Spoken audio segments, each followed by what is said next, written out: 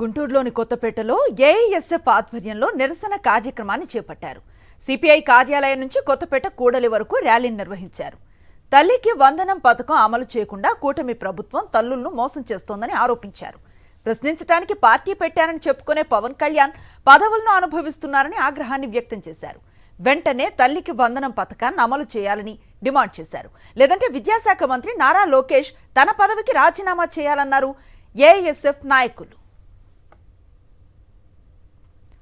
దీనిపై మరింత సమాచారం మా ప్రతినిధి అశోక్ అందిస్తారు.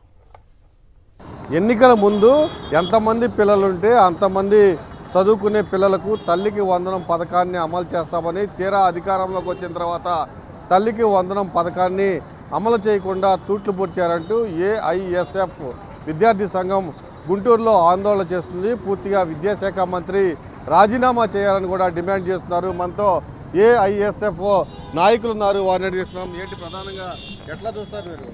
అధికారంలోకి రాకముందు నేడు ప్రభుత్వం ఉన్నటువంటి నీటిపారుదల శాఖ మంత్రి నిమ్మల గారు తన సొంత నియోజకవర్గంలో ఎన్నికల హామీలో భాగంగా ఇంటింటికి వెళ్ళి నీకు 15,000, నీకు 15,000, నీకు 15,000, ఇంటికి నలుగురుంటే 60,000 రూపాయలు ఇస్తామని చెప్పినటువంటి ఈ మంత్రి గారు అధికారంలోకి వచ్చిన తర్వాత పూర్తిగా మాట తప్పి మోసం చేస్తూ ఉన్నారు.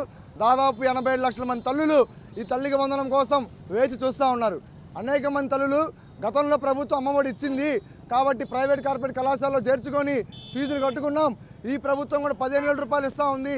30,000 రూపాయలు ఫీజు ఉంటే 15,000 రూపాయలు వస్తాయని చెప్పని అనేక మంది చైతన్య, నారాయణ ప్రైవేట్ కార్పొరేట్ కళాశాలలో పాఠశాలలో చేర్పిస్తే ఈరోజు రాష్ట్ర ప్రభుత్వం మాత్రం అధికారంలోకి వచ్చిన తర్వాత బడ్జెట్ లేదని చెప్పని ఈ విద్యా సంవత్సరం ఇవ్వాలని చెప్పని చెప్తా ఉంది.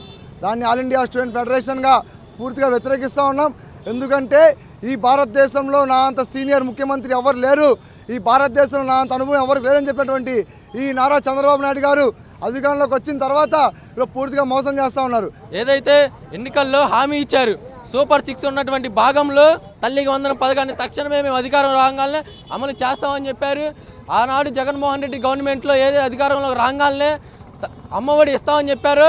ఎక్కిన ఒక్క నెలకే అమ్మఒడి పథకం అమలు చేశారు. కానీ ఈ ప్రభుత్వానికి చిత్తశుద్ధి ఉంటే మాత్రం అధికారంలోకి రాగానే తక్షణమే అమలు చేయాలి. కానీ చేయకుండా ఈరోజు ఎట్లా పడితే అట్లా ఏ ట్వీట్లో చేస్తామని చెప్తున్నారే కానీ ఈరోజు మీరు హామీలకు వచ్చేసరికి ట్వీట్లకు పరిమితమైన చేతల్లో పరిమితం లేదా అని చెప్పి ఈరోజు ఆల్ ఇండియా స్టూడెంట్స్ ఫెడరేషన్ అడుగుతా ఉన్నాం. ఖచ్చితంగా తల్లికి వందనం పథకాన్ని వెంటనే అమలు చేయాలి.